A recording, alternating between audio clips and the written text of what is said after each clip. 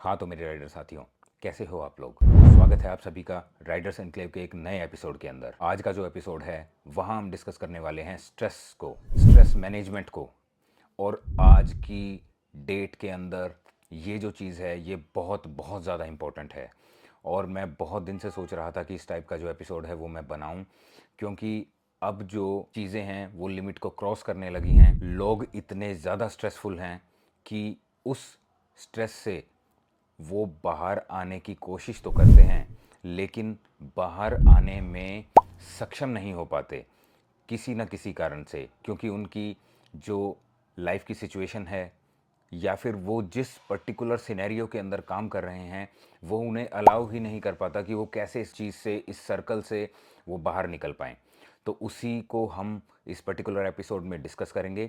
और आज मैं आपको बताऊंगा कि किस तरीके से जो साइकिलिंग है, जो फिज़िकल एक्सरसाइज है और कुछ और 4 से 5 मेथड उसके साथ मैं डिस्कस करूंगा, जिसे आप साइकिलिंग के साथ और उस पर्टिकुलर फिजिकल एक्टिविटी के साथ क्लब कर पाएँ और अपने जीवन में बदलाव कर पाएँ। अदरवाइज़ बहुत सारे केस ऐसे हुए हैं कि स्ट्रेस के कारण, लगातार स्ट्रेस के कारण जो है वो अल्टीमेटली डिप्रेशन के अंदर कन्वर्ट होते हैं। और डिप्रेशन जो है वो इतना हाई लेवल का होता है कि वो बहुत बड़े गलत फैसले लेते हैं और उन बड़े गलत फैसलों की वजह से उनका जो जीवन है वो कंप्लीटली डिस्ट्रॉय हो जाता है, तहस नहस हो जाता है। तो चलिए इसी नोट के साथ आज का जो पर्टिकुलर एपिसोड है हम स्टार्ट करते हैं। आशा करता हूँ इस पर्टिकुलर एपिसोड से आपकी ज़िंदगी बदलेगी। चलिए शुरू करते हैं, लेट्स गो।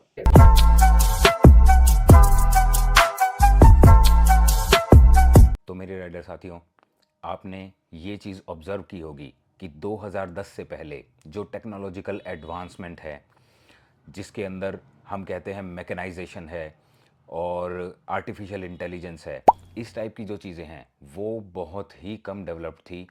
एक टाइप का जो रिवॉल्यूशन था वो एक बार 1991 में इंटरनेट की फॉर्म में आया था। और उसके बाद जो है काफ़ी स्लोली जो है इस टाइप का जो मैकेनाइजेशन है और जो इंटरनेट की ग्रोथ है वो ग्रोथ करती रही। लेकिन आपने ये पाया होगा कि 2010 के बाद जो ग्रोथ है, इस टाइप की टेक्नोलॉजिकल जो एडवांसमेंट है वो बड़ी एग्रेसिवली जो है वो इम्प्रूव हुई है, जिसके अंदर हमारा जो मैकेनाइजेशन है वो बड़ा है, टेक्नोलॉजिकल एडवांसमेंट है वो हुई है, आर्टिफिशियल इंटेलिजेंस एक नया ही जो स्ट्रीम है वो नज़र में आया है। लोग जो है ज़्यादातर काम एक ही कमरे में बैठकर अपने कंप्लीट कर सकते हैं। मल्टीटास्किंग का ज़माना आ चुका है और यही जो चीज़ें हैं जो कि किसी भी आदमी को स्ट्रेस में लाने के लिए काफ़ी हैं। अब इन पर्टिकुलर चीज़ों से आप पाएंगे कि आपकी जो ज़िंदगी है वो आसान हो गई है। लेकिन दूसरी ही तरफ आप जिन कामों को अपने फिज़िकल मोड के अंदर किया करते थे, वो फिज़िकल मोड की बजाय अब आप उन्हें एक कंप्यूटर के ऊपर एक माउस की क्लिक से करते हैं। तो उससे फ़र्क क्या पड़ा है आपके जीवन में, पर्टिकुलरली बदलाव आया क्या है। आपके जीवन में बदलाव आया है कि आप कम से कम समय में ज़्यादा से ज़्यादा जो है परफॉर्मेंस देने लगे हैं, ज़्यादा से ज़्यादा टास्क करने लगे हैं। एक जो व्यक्ति है वो घर पर ही बैठकर अपनी जो है स्कूल की क्लासेस लगाता है, एक स्टूडेंट शाम को वही जो स्टूडेंट है कोचिंग जो है वो अटेंड करता है, वो भी कंप्यूटर पर एक ही रूम में बैठ के। इसके अलावा अगर उसे अपना कोई स्किल डेवलपमेंट करनी है, कोई और थर्ड पार्टी कोई अगर उसे कोई काम करना है तो वो भी वहीं बैठकर वो अपना थर्ड पार्टी जो काम है उसे अकम्प्लिश कर सकता है। अब इन सभी चीज़ों से हुआ क्या कि आपके दिमाग के ऊपर जो मेंटल प्रेशर है वर्क का और परफॉर्मेंस का वो बढ़ा है। और कंपटीशन इतना ज़्यादा हो चुका है कि हर आदमी एक होड़ में लगा हुआ है कि उसने दूसरे जो व्यक्ति है उसे कंपटीशन के अंदर आगे निकलना है। और इसी होड़ के अंदर ये जो है हमारी जो कुछ हैबिट्स हैं वो डेवलप हो गई हैं समय के साथ। जब मैं कहूँ कि 2000 खास करके 2010 के बाद एक ऐसी हैबिट जहाँ पर हमें हर चीज़ फटाफट चाहिए, यानी कि इंस्टेंटली इंस्टेंटली हमें हर चीज़ चाहिए और कम से कम टाइम के अंदर चाहिए। और जब वो इंस्टेंट ग्रेटिफिकेशन या फिर इंस्टेंट परफॉर्मेंस या रिज़ल्ट हमें नहीं मिलता, तो हमें निराशा होती है। निराशा होगी तो हमें कहीं ना कहीं मेंटल स्ट्रेस होगा, और यही जो मेंटल स्ट्रेस है, ये बढ़ते बढ़ते बढ़ते, पहले तो ये कहा जाता था कि ये केवल जो डेवलप्ड कंट्रीज़ हैं उनकी प्रॉब्लम है, लेकिन अब ये पूरे वर्ल्ड की प्रॉब्लम है। एक टाइप से स्ट्रेस का जो है वो पेंडेमिक आ चुका है। अब ये जो स्ट्रेस है, ये इतना ज़्यादा है कि हर रोज़ कई हज़ार लोग इस स्ट्रेस के कारण, इस कंटिन्यू स्ट्रेस के कारण जो है मेंटल डिसऑर्डर्स से जूझ रहे हैं। बहुत सारे लोग डिप्रेशन का शिकार हो रहे हैं, और बहुत सारे लोग अपनी जो जान है उससे हाथ धो बैठते हैं। सुसाइडल जो टेंडेंसी है उनके दिमाग में आती है, अपने आप को हार्म करने की टेंडेंसी, और अपने साथियों को और अपने आसपास के लोगों को हार्म करने की जो टेंडेंसी है वो उनकी बढ़ती है, जो कि बहुत ही अलार्मिंग सिचुएशन है। अब जो सिनेरियो चल रहा है उस सिनेरियो के हिसाब से जो हैबिट्स हैं वो हमारे पास किस किस तरीके की जो हैबिट्स हैं, जो कि मैकेनाइजेशन से, जो इंटरनेट, जो इतना लेवल का जो पेनिट्रेशन इंटरनेट का हुआ है, क्या चीज़ की जो हैबिट्स हैं वो हमारी डेवलप हुई हैं। हैबिट्स जैसे कि हैबिट्स ऑफ सॉलिट्यूड। अब आप देखेंगे कि बहुत सारे लोग ऐसे हैं जो कि अगर आप किसी को उसके साथ बिठा देंगे, मान लिया एक व्यक्ति है, अगर आप, वो हमेशा अकेला रहना पसंद करता है क्योंकि उसे अकेले रहने में ही अच्छा और इजी महसूस होता है। अगर वो किसी के साथ बैठ जाएगा तो आजकल मैंने ये पाया है कि 5 मिनट भी कोई व्यक्ति किसी दूसरे के साथ डिस्कशन नहीं कर रहा है, बस वो कोशिश करता है कि मैं भाग जाऊं, और सॉलिट्यूड में जाके करना क्या है, मोबाइल। वो अपना मोबाइल चलाने की कोशिश करता है क्योंकि वो सबसे इजी टास्क है। वहीं पर उसको रिवार्ड मिलता है, कौन सा रिवार्ड, इंस्टेंट ग्रेटिफिकेशन का रिवार्ड, जो कि बहुत ज़्यादा खतरनाक है, लॉन्ग टर्म के अंदर बहुत ज़्यादा खतरनाक है ये। दूसरा जो हैबिट है उसको डेवलप हो रही है इंस्टेंट ग्रेटिफिकेशन की। मैंने बताया पहले सॉलिट्यूड होगा, फिर इंस्टेंट ग्रेटिफिकेशन होगा, जो कि मोबाइल प्रोवाइड करता है, बहुत आसानी से प्रोवाइड करता है। तीसरा जो हैबिट है, हैबिट ऑफ मिनिमल एक्टिविटी। अब वो मिनिमल एक्टिविटी का जो आदत है वो इनकलकेट होती जा रही है धीरे धीरे, क्योंकि ज़्यादा से ज़्यादा इंटरनेट है और ज़्यादा से ज़्यादा मैकेनाइजेशन है। इसके बाद हैबिट ऑफ टेक्नोलॉजी।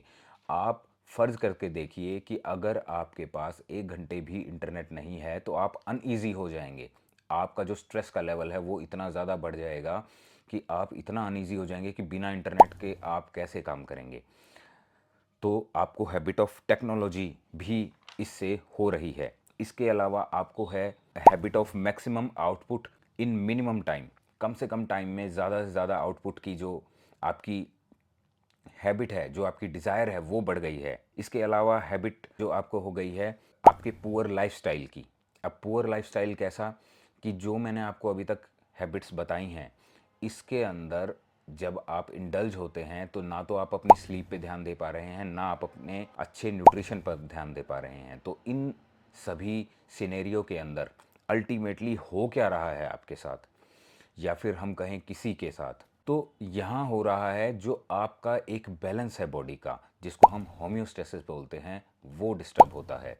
जब आप ओवर इंडल्ज होते हैं अपने कंप्यूटर पर, अपने मोबाइल में, या किसी भी टेक्नोलॉजी के अंदर, तो आपका जो बेसिक होम्योस्टेसिस है इन लॉन्ग टर्म वो हैम्पर होता है। अब इस बेसिक होम्योस्टेसिस के हैम्पर होने से होता क्या है कि आप अपने लाइफस्टाइल को पुअर करते हैं, और उसी होम्योस्टेसिस को मेंटेन करने के लिए बॉडी क्या करती है, बॉडी जो है एक कैस्केड ऑफ हार्मोन जो है उसे इनिशिएट करती है, जहाँ पर एक जो है हार्मोन की एक श्रृंखला जो है वो स्टार्ट होती है, जो कि इस होम्योस्टेसिस को मेंटेन करने के का काम करती है। अब ये जो स्ट्रेस है जो आपने क्रिएट कर लिया, इस स्ट्रेस को बस्ट करने के लिए भी बॉडी ने काम करना है, और उसी जनरेशन के अंदर और उसी लीड के अंदर बॉडी जो है वो अपना काम कर रही है। अब आपने किया क्या, मेंटल स्ट्रेस,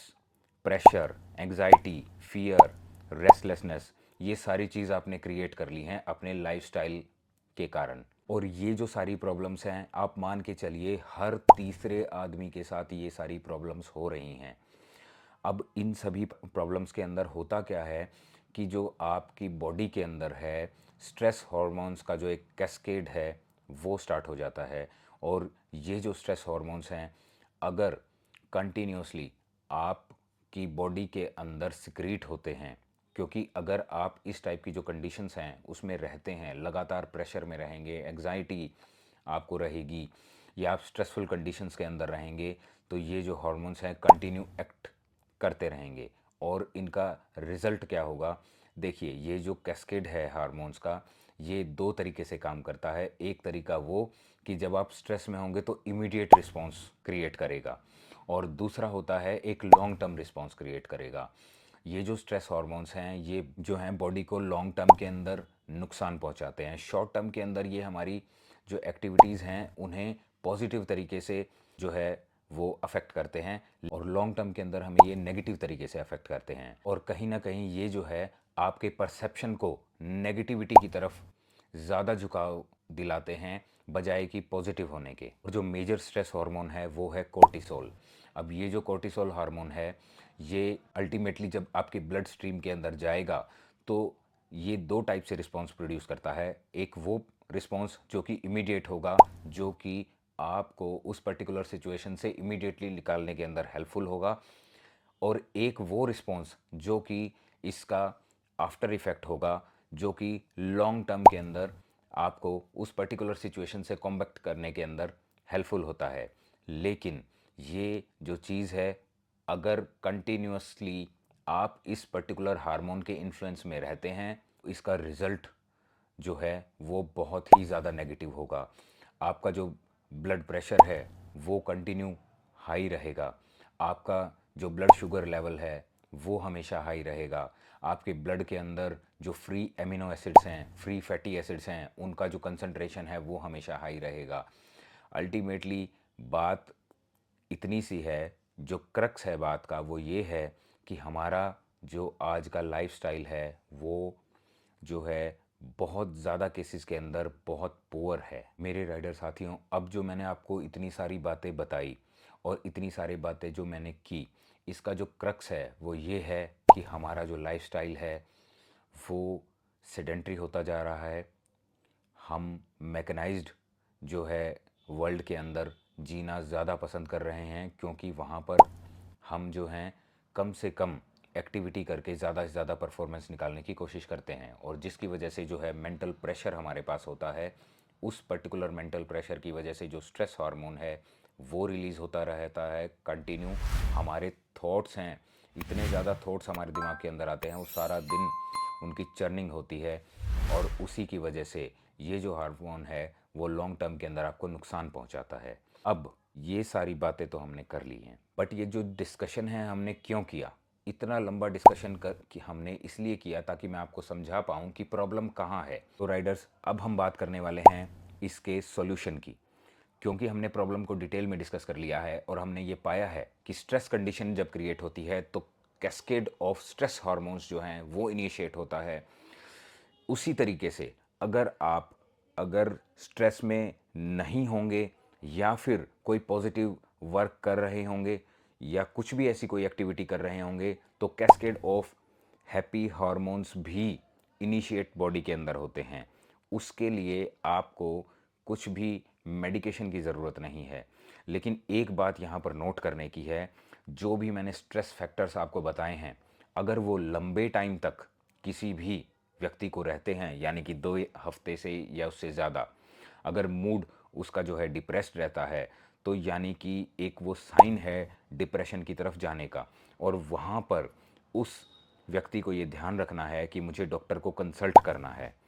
लेकिन अगर टेम्परेरीली जो है मूड ऑफसेट होता है, फिर एलिवेट होता है, फिर ऑफसेट होता है, तो वहाँ पर हम उसे बड़ी आसानी से फिक्स कर सकते हैं, जो कि अब मैं आपको बताने वाला हूँ।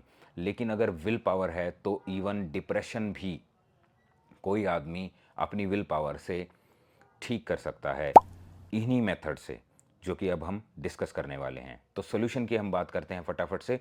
सबसे पहला जो है वो है इंगेजमेंट। देखिए, प्रॉब्लम ऑफ सॉलिट्यूड मैंने आपको कहा था, तो सॉलिट्यूड कैसे सॉल्यूशन होगा उसका, वो होगा इंगेजमेंट से। अब इंगेजमेंट किस लेवल पे आप करेंगे? इंगेजमेंट आप सोशल करेंगे। आपने ज़्यादा कोशिश करनी है कि जब भी आप लो फील करें तो आप अपने दोस्तों के पास जाएं, आप उनसे बात करें, आप अपनी फैमिली मेम्बर्स के पास जाएं, ऐसे लोगों के पास जाएं जिनसे आपको पॉजिटिव वाइब्रेशंस आती हैं, पॉजिटिव वाइब्स आती हैं। आप किसी भी नेगेटिव व्यक्ति के पास बिल्कुल ना जाएं।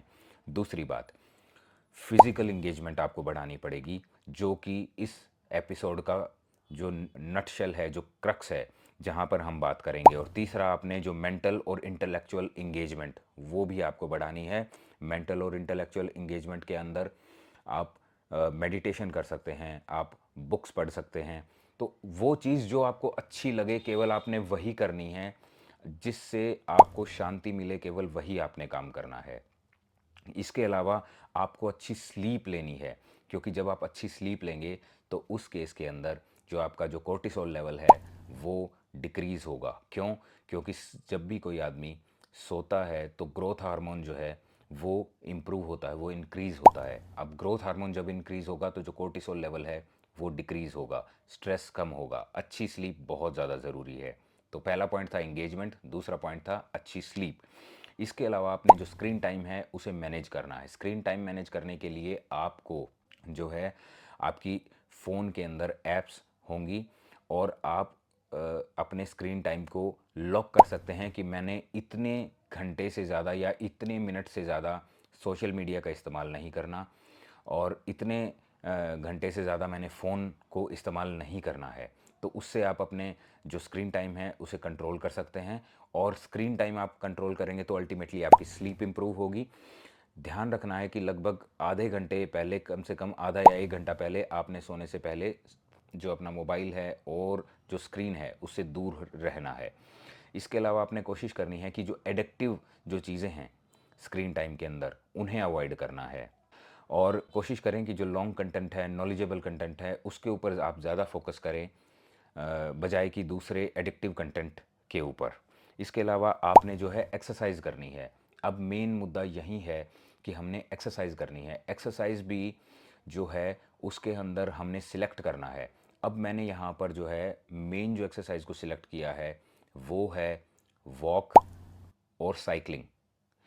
अब ये रिसर्च में ये पाया भी गया है कि जब आप एक माइल्ड या मीडियम ग्रेविटी की एक्सरसाइज जब आप करते हैं तो वो सबसे ज़्यादा मैक्सिमम स्ट्रेस बस्ट करती है। यानी कि सबसे ज़्यादा शांति आपको मिलेगी उस टाइम जब आप मीडियम ग्रेविटी का, जो मीडियम इंटेंसिटी का जब एक्सरसाइज करेंगे तो वहाँ पर। अब जब ये सारी चीज़ें आप करते हैं तो वहाँ पर भी हैप्पी हार्मोन्स का कैस्केड है, जिसके अंदर एंडोर्फिन्स हैं, सेरोटोनिन है, डोपामिन है और जो ऑक्सीटोसिन है। तो ये सभी जो हार्मोन्स का कैस्केड है वो काम करता है और आपको अपने स्ट्रेस को मैनेज करने में हेल्प होती है। ठीक है, चाहे आप इंगेजमेंट करें, चाहे आप अच्छी स्लीप लें, अपना स्क्रीन टाइम को रिड्यूस करें, ठीक है, आप एक्सरसाइज करें। एक्सरसाइज के अंदर साइकिलिंग लगभग 40 टू 45 मिनट्स की साइकिलिंग, अगर आपने स्प्रिंटिंग नहीं करनी, माइल्ड साइकिलिंग करनी है, ठीक है, तो उस केस के अंदर या फिर 40 टू 45 मिनट्स की वॉक करनी है। अगर आपको इन दोनों चीज़ों में से कोई भी चीज़ पसंद नहीं है तो मत कीजिए, कोई बात नहीं। आप वो फिज़िकल एक्सरसाइज कीजिए, वो स्पोर्ट कीजिए जो कि आपको सबसे ज़्यादा पसंद है। तो वो चीज़ अगर आप करेंगे तो बॉडी के अंदर एंडोर्फिन्स रिलीज़ होंगे, जो कि आपको एक अच्छा जो फील गुड की जो फीलिंग है वो आपको करवाएंगे। इसके अलावा लोगों से अच्छा बिहेव कीजिए। जब आपका एटीट्यूड पॉजिटिव होगा तो उस केस के अंदर भी बॉडी से जो है हैप्पी हॉर्मोन्स का जो कैस्केड है वो निकलता है, और जो आपको एक सेटिस्फेक्शन प्रोवाइड करता है, एक एक अच्छापन प्रोवाइड करता है, जिसकी वजह से जो आपका स्ट्रेस है वो मैनेज रहता है। तो पॉजिटिव काम कीजिए। इसके अलावा जो आप एक्सरसाइज करते हैं, कोशिश कीजिए कि एक्सरसाइज करें तो वो सनलाइट के अंदर करें। इससे आपको दो फायदे होंगे। सनलाइट से जो है जो विटामिन D3 है आपको डेली का डोज वो मिल जाएगा। विटामिन D3 की अगर आपको सही तरीके से डोज मिलती है तो उस केस के अंदर आपका जो कोर्टिसोल लेवल है वो मैनेज होगा, वो रिड्यूस होगा। विटामिन D3 जो है वो इंक्रीज़ होगा, कोर्टिसोल रिड्यूस होगा और सीरोटोनिन भी आपका इंक्रीज़ होगा, जो कि एक हैप्पी हार्मोन की कैटेगरी के अंदर आता है।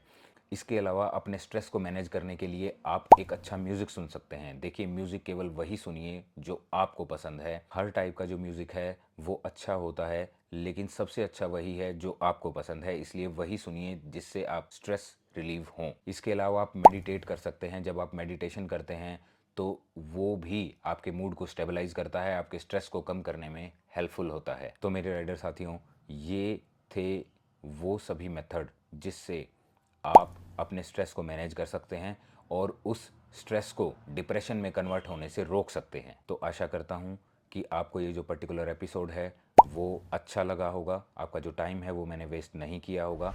अगर ऐसा हुआ है तो वीडियो को लाइक कर दीजिए, चैनल को सब्सक्राइब कर दीजिए और मिलते हैं ऐसे ही नॉलेजेबल कंटेंट के साथ next time. Till then, happy riding and thank you.